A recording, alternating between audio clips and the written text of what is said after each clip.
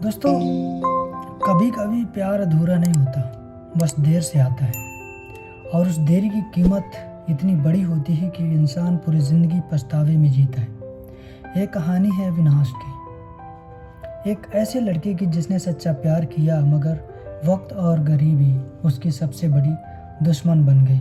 अविनाश एक छोटे से शहर बक्सर के करीब मोहल्ले में रहता था। उसके पिता एक छोटी सी दुकान चलाते थे और माँ सिलाई करती थी। पढ़ाई में होशियार अविनाश ने बचपन से ही देख लिया था कि पैसा ना हो तो सपने भी दूसरों की जूतियों के नीचे आ जाते हैं। कॉलेज में दाखिला मिला तो पहली बार शहर की चमक दमक देखी, और वहीं से मिली मीरा, एक मध्यम वर्गीय परिवार की लड़की, मगर खुले विचारों वाली, सुंदर, सरल और संवेदनशील। वो कविता लिखती थी और किताबों की शौकीन थी। पहली बार जब अविनाश ने मीरा को लाइब्रेरी में देखा था तो नीले दुपट्टे में कविता पढ़ रही थी। मैं तुझ में हूँ तू मुझ में है, मैं तुझ में हूँ तू मुझ में है, फिर भी फासले हैं कितने गहरे। कोई समय है जो हमें जोड़ता है, कोई परिस्थिति है जो हमें अलग कर देती है। उसकी हर पंक्ति में जैसे अविनाश के दिल पर लिखी जाती। मीरा को भी अविनाश की आंखों में कुछ दिखा, गहराई, सच्चाई और एक ऐसा अपनापन जो बाकी लड़कों में नहीं था। धीरे धीरे दोनों में दोस्ती हुई। फिर वो हर शाम कॉलेज की कैंटीन में मिलने लगे। मीरा अपनी कविताएं सुनाती, अविनाश उसके लिए सस्ती कॉफ़ी मंगवाता और कहता, अभी तो यही है, एक दिन तुम्हें अपने पैसे से असली कैफ़े ले जाऊंगा और तुम्हारे नाम की एक किताब छपवाऊंगा। मीरा हंस देती, पर अविनाश जानता था उसे अभी बहुत कुछ पाना है। एक दिन पेड़ के नीचे बैठे हुए मीरा ने पूछा, अगर मैं अमीर घर की होती और तुम ऐसे ही गरीब, तब भी मुझसे प्यार करते? अविनाश मुस्कुराया, मैं तुझसे तेरे हालात नहीं, तेरे एहसास से प्यार करता हूँ, मगर हाँ, डरता भी हूँ इस दुनिया से, तेरे पापा से और खुद से भी। कुछ हफ्तों बाद मीरा ने पहली बार उसका हाथ थामा और कहा, मैं तुझसे प्यार करती हूँ अविनाश, लेकिन हम कब तक छुप छुप के जिएंगे। मीरा के पिता सरकारी अफसर थे। जब उन्हें अविनाश और मीरा के बारे में पता चला तो उन्होंने साफ कहा, गरीब लड़कों का प्यार किताबों में अच्छा लगता है, ज़िंदगी में नहीं। मीरा की शादी एक इंजीनियर के लड़के से तय हो गई। मीरा ने विरोध किया, मगर घर वालों के आंसुओं और समाज के तानों और सुरक्षा की दुहाई ने उसे भी तोड़ दिया। अविनाश ने मीरा से आखिरी बार मिलकर कहा, मैं चला जाऊंगा मीरा, पैसा कमाने, जब लौटूंगा तुझसे शादी करूंगा। मीरा रो पड़ी, काश तू पहले ही कामयाब हो गया होता, काश वक्त थोड़ा साथ देता। मीरा की शादी तय हो गई। अविनाश दिल्ली चला गया। दिन में मजदूरी, रात में कोचिंग। उसने ठान लिया था कि अब सिर्फ पैसा, सिर्फ कामयाबी, ताकि अगली बार कोई उसकी मोहब्बत को गरीबी से न तोल सके।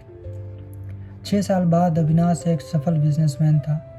दिल्ली में अपना स्टार्टअप कर, खुद की कार, खुद का घर, मगर दिल अब भी मीरा में ही धड़कता था। एक दिन एक बुक इवेंट में गया और वहाँ एक किताब देखी, काश पहले मिलते, लेखिका मीरा चौधरी। उसने किताब खोली। पहले पन्ने पर लिखा था, इस किताब में कोई हीरो नहीं है, बस एक इंसान है।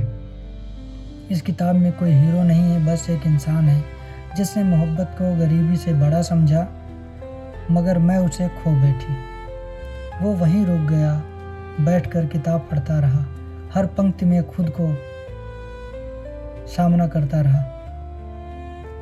वो मीरा से मिला, अब 2 बच्चों की माँ, एक गृहिणी, मगर आंखें अब भी वैसी ही गहरी और भावुक। मीरा ने देखा, वो मुस्कुराई, तू तो सच में अमीर बन गया अविनाश। अविनाश बोला, पर सबसे कीमती चीज़ मैंने खो दी मीरा, वो हो तुम।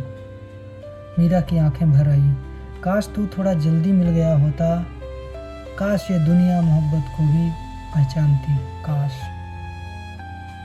वो जो मिला था चुपचाप लाइब्रेरी की छाँव में, आज उसकी तस्वीर रखी है मेरी किताब की पंक्तियों में। वो जो कहता था, तुझे तुझसे ज़्यादा चाहता हूँ मैं, आज उसी की मोहब्बत को मैं आंसुओं से बांधती हूँ।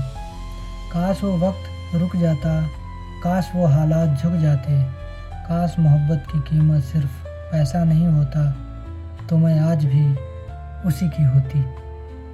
अविनाश आज भी हर साल उस दिन उस किताब के साथ एक मंदिर में जाता है, वो किताब जो मीरा ने लिखी थी, और उसमें उसकी मोहब्बत हमेशा के लिए अमर हो गई। उसे अब सब कुछ मिल गया सिवाय उस एक इंसान के जिससे वो प्यार करता था, जिसे वो कभी खोना नहीं चाहता था, उसके लिए जिसने सब कुछ कमाया, जिसके लिए उसने सब कुछ कमाया, पर तब तक बहुत देर हो चुकी थी।